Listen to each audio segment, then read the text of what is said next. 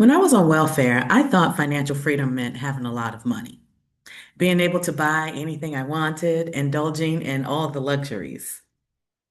It doesn't.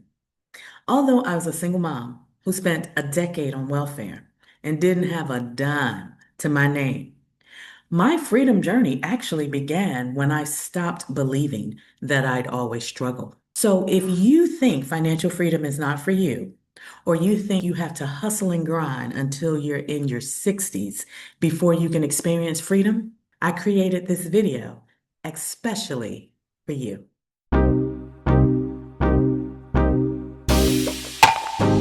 If you're new to my channel, hey, I'm Malika, a stock market investor and a money coach.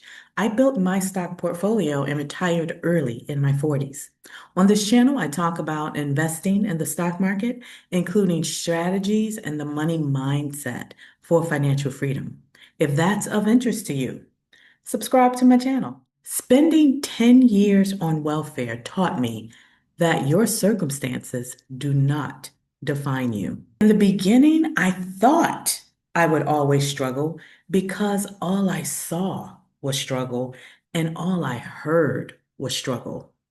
I was trying to earn a college degree so that I can establish a career and get off of welfare, but people I respected, even my own mother, told me to just get a job.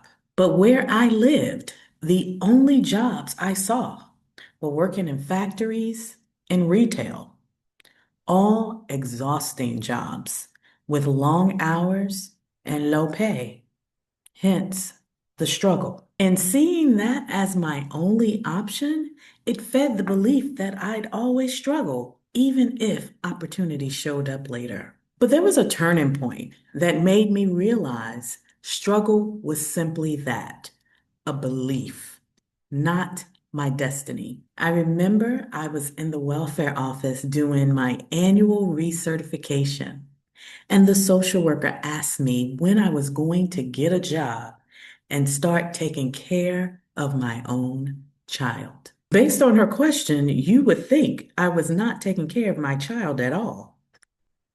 It was interesting the way she worded it because I was taking very good care of my child. She was safe, she was loved, she was nurtured, and she was intellectually advanced for her age. As I reminded her of this, the questioning continued. She asked me how many jobs I'd applied for and reminded me that school wasn't enough to meet the requirements to continue receiving welfare. I told her I wasn't just taking random courses just to skirt the system. I had a 3.9 GPA and only 4 semesters to graduate. But she didn't care. She took that as an opportunity to remind me how long I'd been on welfare. Then it dawned on me. She didn't care what I was doing to improve my life, or to earn a real salary, or get off welfare forever. She only wanted to know what I was doing short term so that she could reduce my benefits right then.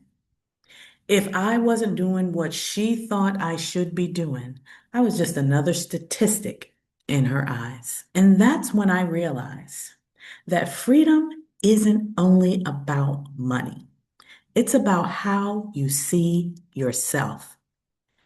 And that changed everything for me because I knew I was not going to be another welfare statistic. So if you're watching this and you want financial freedom, I want to remind you that the first step isn't money. It's what you believe about yourself. I want you to ask yourself, what do you truly believe about money and your ability to create it? And where did you get that belief? Realizing that my mindset was different, I knew it was just the foundation, but I needed a plan to make money and to get off of welfare for good. My boyfriend at the time introduced me to this book titled Rich Dad, Poor Dad. And in this book, the author compares two financial mindsets through the lens of his two dads, his biological father that he referred to as poor dad, and his best friend's father that he referred to as the rich dad. And throughout the book, he addressed the differences between the two. And there are a few things that stood out to me that I remember to this day. First, the money mindset. The poor dad valued job security and saving money, and the rich dad valued financial education, ownership, and making money do the work for you. The second thing I remember from that book was their views of cash flow.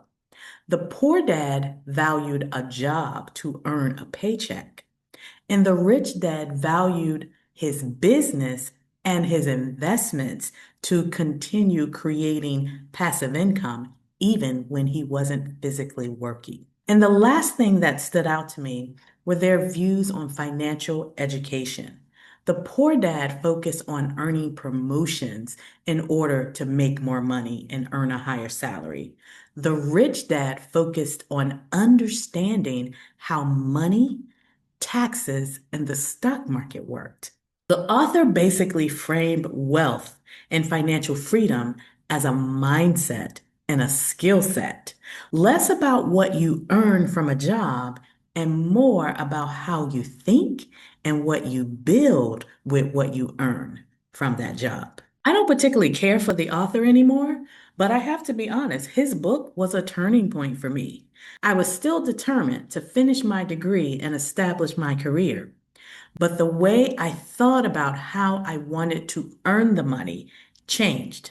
Instead of working hard, working long hours, working multiple side hustles just to earn more money, my priorities shifted to stacking skills.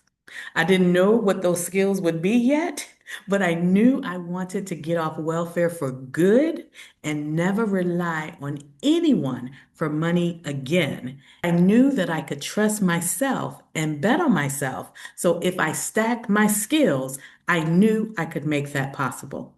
So then I started planning my timeline and crunching numbers in my spreadsheet so I could see when I would make that possible. Most people that have achieved financial freedom experience a turning point that defined their why and motivated them to start building the foundation. So, if you want financial freedom, you don't necessarily need a high income to get there, but you do need a strong reason for wanting it and then have an awareness of what's possible.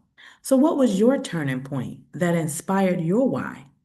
Acknowledging it can create a world of possibilities. By the time I earned that college degree and started my career, I was in my late 20s.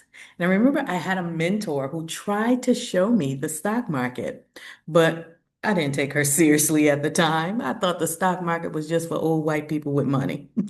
Although I wasn't mentally ready to take action on what she shared in the moment, I never forgot what she told me. Make your money work for you. I didn't know what that meant at the time, but I never forgot it. My first investment was into my 401k.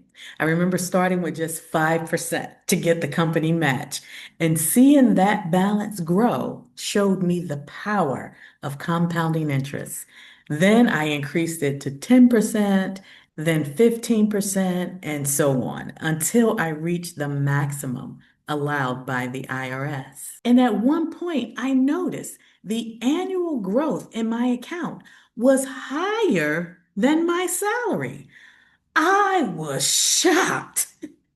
I think that was the first time I realized I was building true freedom because I was earning money that I didn't have to work for. Then I remembered what I learned from the book and what my mentor tried to teach me. I knew I was on to something, so my interest in the stock market peaked and I wanted to learn more. By the time I opened my own brokerage account, I was investing without fear and without second guessing myself. I knew that if I continued what I was doing, at some point I could stop working and the money would continue doing the work for me. So, what I learned from that is financial freedom isn't just a number in your account, it's educating yourself and realizing you have the power to create money without working. Knowing that means you can repeat it You can buy your time back, and by owning your time, you can build a life that you love. My journey from welfare to financial freedom was not luck or privilege, despite what some people may think.